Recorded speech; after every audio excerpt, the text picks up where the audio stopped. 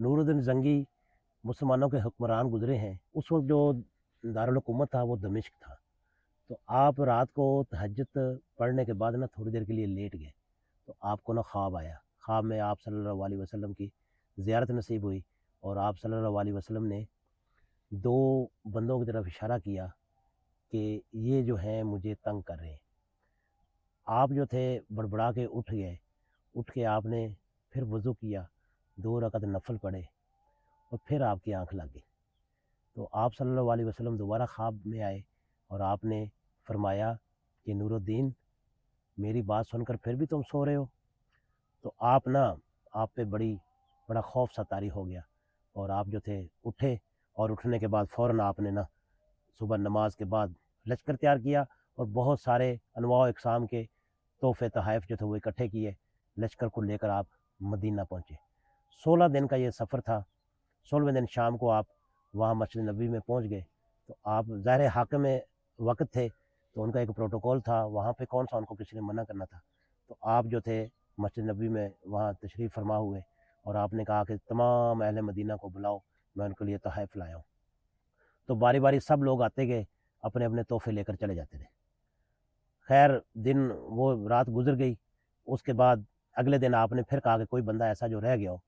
تو اصل میں آپ کیا کر رہے تھے کہ وہ بندے تلاش کر رہے تھے، ان کے چہرے پہچاننے کی کوشش کر رہے تھے، لیکن وہ بندے آپ کو نظر نہیں آئے۔ تو آپ نے اگلے دن پھر اعلان کیا کہ کوئی بھی مدینے میں ایسا بندہ نہ رہے کہ جس کو تحفہ نہ ملے، سب لوگ آئے۔ کچھ لوگ جو رہ گئے تھے وہ بھی آ گئے۔ تو آپ نے پوچھا وہاں پہ مقامی لوگوں سے کہ کچھ ایسے لوگ جو نہ آ پائے ہوں یا آگے پیچھے گئے ہوں، تو لوگوں نے بتایا کہ یہاں پہ ابھی کوئی ایسا بندہ نہیں ہے، سوائے 2 بندوں کے کہ وہ مسافر ہیں، حج پہ آئے تھے، اور بڑے نیک پاک 100 کے پابند ہیں، اور وہ جو ہے اپنے حجرے میں ہی رہتے ہیں، وہ بہت کم آتے ہیں مسجد میں۔ تو آپ نے فرمایا کہ چلو مجھے ان کے پاس لے چلو۔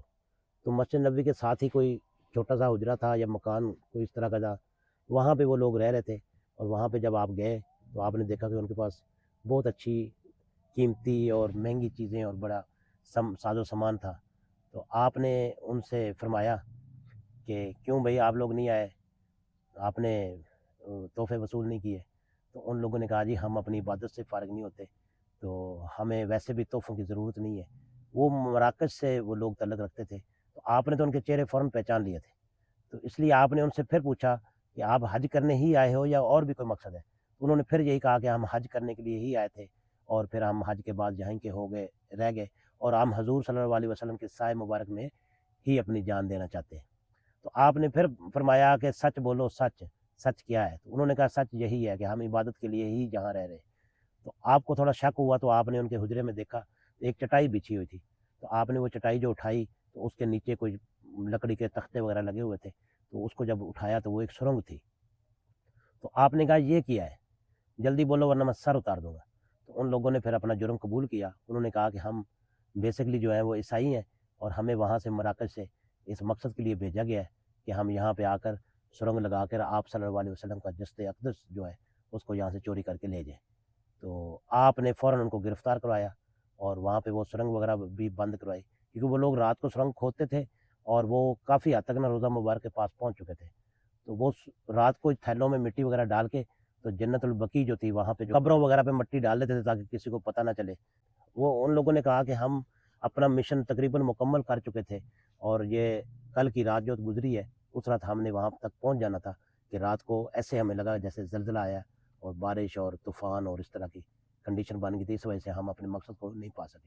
تو آپ نے فوراً ان کو گرفتار کروایا، اور وہاں مدینے میں لے کر آئے، ان کے سر قلم کروائے، اور وہ سارا لوگوں کو بتایا کہ یہ لوگ جو تھے ان کا یہ مقصد تھا۔ پھر آپ نے وہاں پر روزہ اقدس جو ہے اس کے چاروں طرف گہری خندق کھدوائی، کہ لوگ کہتے تھے کہ ہم ڈر گئے تھے کہ شاید نیچے سے پانی نہ نکلا ہے۔ پھر آپ نے سیسا جو تھا وہ پگھلا کے تو اس کے چاروں طرف جو ہے وہ خندق میں سیسا بھروا دیا۔ تو آج بھی حضور صلی اللہ علیہ وسلم کا جو روزہ مبارک ہے تو وہ بالکل محفوظ ہے۔ تو ویڈیو کو نیکی کی خاطر شیئر کر دیں۔ بہت شکریہ۔